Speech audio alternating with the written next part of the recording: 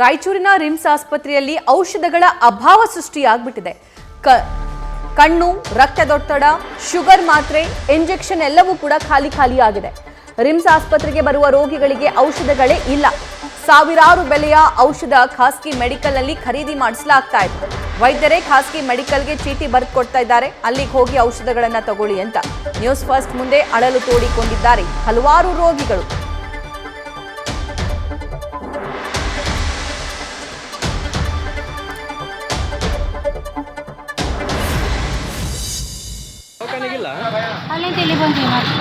ಅವ್ರು ಬರ್ದು ಕೊಟ್ರ ಇದು ಸರ್ ಬರ್ತಾವ ಡಾಕ್ಟರ್ ಸರ್ ಅವ್ರೊಂದು ಇಲ್ಲ ಇದು ಚೀಟಿ ನೋಡಿ ಇದನ್ನು ನೋಡ್ರಿ ಅಂತಂದ್ರೆ ಇಲ್ಲ ಅಂತಂದ್ರು. ರಿಮ್ಸ್ ಅವ್ರು ಬರ್ದು ಕೊಟ್ಟಾರಲ್ಲ ದವಾಖಾನೆಗಿಲ್ಲ ಅಲ್ಲಿಂದ ಇಲ್ಲಿ ಬಂದೀವಿ ಅವ್ರು ಬರ್ದು ಕೊಟ್ರ ಇದು ಸರ್ ಬರ್ತಾವ ಡಾಕ್ಟರ್ ಸರ್ ಅವ್ರೊಂದು ಇಲ್ಲ ಇದು ಚೀಟಿ ನೋಡಿ ಇದನ್ನು ನೋಡ್ರಿ ಅಂತಂದ್ರೆ ಇಲ್ಲ ಅಂತಂದ್ರು. ರಿಮ್ಸ್ ಅವ್ರು ಬರ್ದು ಕೊಟ್ಟಾರಲ್ಲ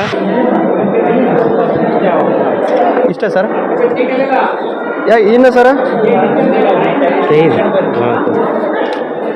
ಇವಿಷ್ಟು ಖಾಲಿ ಆದಮೇಲೆ ಇಷ್ಟ ಸರ್ ಇನ್ನು ಸರ್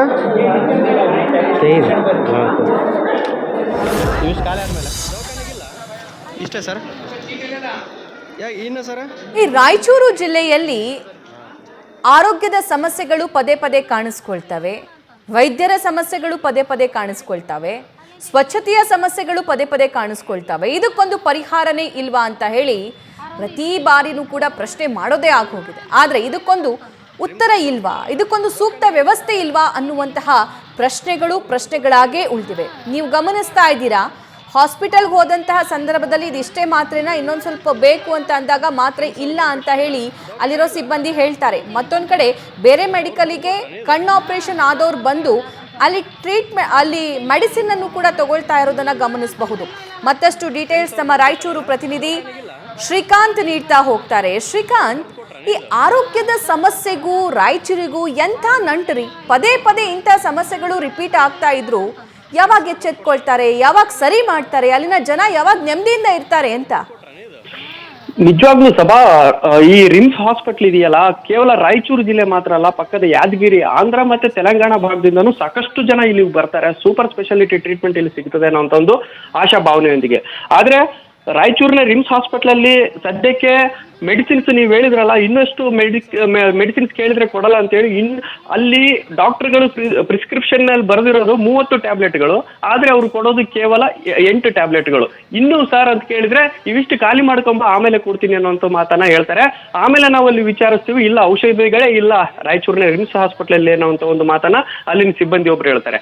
ಅದಾದ ಮೇಲೆ ನಾವು ಹೊರಗಡೆ ಖಾಸಗಿ ಹಾಸ್ಪಿಟಲ್ ಅಲ್ಲಿ ಹೋಗಿ ನೋಡ್ತೀವಿ. ಈ ರಿಮ್ಸ್ ಹಾಸ್ಪಿಟಲ್ ಅಲ್ಲಿ ಮೆಡಿಸಿನ್ ಇಲ್ಲ ಅಂತ ಹೇಳಿದ್ರಲ್ಲ, ಖಾಸಗಿ ಹಾಸ್ಪಿಟಲ್ ಅಲ್ಲಿ ಯಾವ ರೀತಿಯಾಗಿದೆ ಅಂತಂದ್ರೆ, ರಿಮ್ಸ್ ಹಾಸ್ಪಿಟಲ್ ಅಲ್ಲಿ ಇರುವಂತಹ ಪ್ರತಿಯೊಬ್ಬ ಡಾಕ್ಟರ್ಗಳು ಯಾವುದೇ ಡಿಪಾರ್ಟ್ಮೆಂಟ್ ಆಗ್ಲಿ ಅಲ್ಲಿ ಪ್ರೈವೇಟ್ ಮೆಡಿಕಲ್ಗಳ ಜೊತೆ ಏನು ಒಪ್ಪಂದ ಮಾಡ್ಕೊಂಡಿದಾರ, ಲಾಬಿ ನಡೆಸ್ತಾ ಇದಾರ ಗೊತ್ತಿಲ್ಲ. ಯಾಕೆಂದ್ರೆ ಅಲ್ಲಿ ಪ್ರಿಸ್ಕ್ರಿಪ್ಷನ್ ಅನ್ನ ಪ್ರೈವೇಟ್ ಮೆಡಿಕಲ್ಗಳಲ್ಲಿ ಹೋಗಿ ನೀವು ತಗೊಂಡ್ಬರ್ಬೇಕು ಮೆಡಿಸಿನ್ಸ್ಗಳನ್ನ ಅನ್ನುವಂಥ ಒಂದು ಮಾತನ್ನ ಹೇಳಿ ಅವರಿಗೆ ಬರೆದು ಕೊಡ್ತಾರೆ ಚೀಟಿನ, ಹೊರಗಡೆ ಹೋಗಿ ತಗೊಂಬರ್ರಿ ಅಂತೇಳಿ. ನಾವು ಅಲ್ಲಿ ಹೋಗಿ ನೋಡ್ತೀವಿ, ಒಬ್ಬ ಅಜ್ಜಿ ಕಣ್ಣು ಆಪರೇಷನ್ ಮಾಡ್ಸ್ಕೊಂಡ್ ಬಂದಿರ್ತಾರೆ, ಅವರಿಗೆ ಕೆಲ ಮೆಡಿಸಿನ್ಸ್ಗಳು ಬೇಕಾಗಿರ್ತವೆ.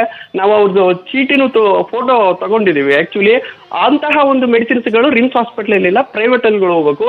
ಹಂಗೆ ನಂಗಿತ್ತಂದ್ರೆ ಮತ್ತೆ ರಿಮ್ಸ್ ಗೌರ್ಮೆಂಟ್ ಹಾಸ್ಪಿಟಲ್ ನಂಗೆ ಇಲ್ಲ, ಪ್ರೈವೇಟ್ ಹಾಸ್ಪಿಟಲ್ ಲೆಕ್ಕನೇ ಇಲ್ಲಿ ಬಂತು. ಮೆಡಿಸಿನ್ಸ್ಗಳನ್ನ ಮೇಜರ್ ಅಂತಂದ್ರೆ ಮೆಡಿಸಿನ್ಸ್ಗಳೇ ಕಾಸ್ಟ್ಲಿ ಇರ್ತವೆ. ಇಂತಹ ಒಂದು ಮೆಡಿಸಿನ್ಗಳು, ಇಂಜೆಕ್ಷನ್ಸ್ಗಳನ್ನ ಹೊರಗಡೆ ಬರೆಯೋದ್ರಿಂದ ರೋಗಿಗಳು, ಬಡ ರೋಗಿಗಳಿಗೂ ಎಷ್ಟು ಕಷ್ಟ ಆಗ್ತದೆ ಅಂತಂದ್ರೆ, ಇಲ್ಲಿ ಡಾಕ್ಟರ್ ಬಸವರಾಜ್ ಪೀರಪ್ಪ ಅವರು ಡೈರೆಕ್ಟರ್ ಇದ್ದಾರೆ, ಅವರು ಬಹಳ ಈ ತರ ವಿಷಯಗಳು ಸಾಕಷ್ಟು ಬಾರಿ ನಡೀತಾ ಇದ್ರು ಗಮನಿಸ್ಕೊಳ್ತಾ ಇಲ್ಲ.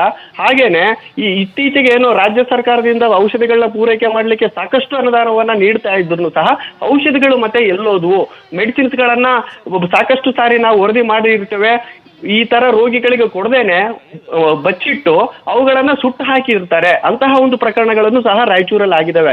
ಈ ಎಲ್ಲಾ ಒಂದು ಘಟನೆಗಳನ್ನ ನಾವು ನೋಡೋದಾದ್ರೆ ಇದರಲ್ಲಿ ಲಾಬಿ ಏನಾದ್ರೂ ನಡೀತಾ ಇದೆಯಾ, ಮೆಡಿಸಿನ್ಸ್ ಗಳನ್ನ ಈ ರೀತಿಯಾಗಿ ಬಚ್ಚಿಟ್ಟು ಖಾಸಗಿ ಮೆಡಿಕಲ್ಗಳಿಗೆ ಬರೆದಿಟ್ಟು ಇವ್ರೇನಾದ್ರೂ ಇದರಲ್ಲಿ ದಂಧೆ ಮಾಡ್ತಾ ಇದಾರೆ ಅನ್ನುವಂಥದ್ದು ನಮಗೆ ಗೊತ್ತಾಗ್ಲಿಲ್ಲ. ನ್ಯೂಸ್ ಫಸ್ಟ್ ಈ ಒಂದು ರಹಸ್ಯ ಕಾರ್ಯಾಚರಣೆಯಿಂದ ಅದನ್ನು ಜಿಲ್ಲಾಡಳಿತ ಹಾಗೇನೆ ಈ ಒಂದು ಏನು ರಿಮ್ಸ್ ಡೈರೆಕ್ಟರ್ ಇದಾರಲ್ಲ ಅವರು, ಹಾಗೇನೆ ಆರೋಗ್ಯ ಮತ್ತು ಕುಟುಂಬ ಕಲ್ಯಾಣ ಇಲಾಖೆ ಸಾಕಷ್ಟು ಬಾರಿ ಇವರನ್ನ ಎಷ್ಟು ಇದ್ ಮಾಡಿದ್ರು ಆಗ್ತಾ ಇಲ್ಲ ಸಭಾ. ಯಾಕಂತಂದ್ರೆ ಕ್ರಮ ಕೈಗೊಳ್ತೀವಿ ಅಂತ ಹೇಳ್ತಂದ್ರೆ ಆದ್ರೆ ರಿಟೈರ್ಡ್ ಆಗಕ್ ಬಂದಿದ್ದಾರೆ ಬಸವರಾಜ್ ಬೀರಪ್ಪ, ಇನ್ನೊಂದು ತಿಂಗಳು ಇರ್ಬೋದೇನೋ.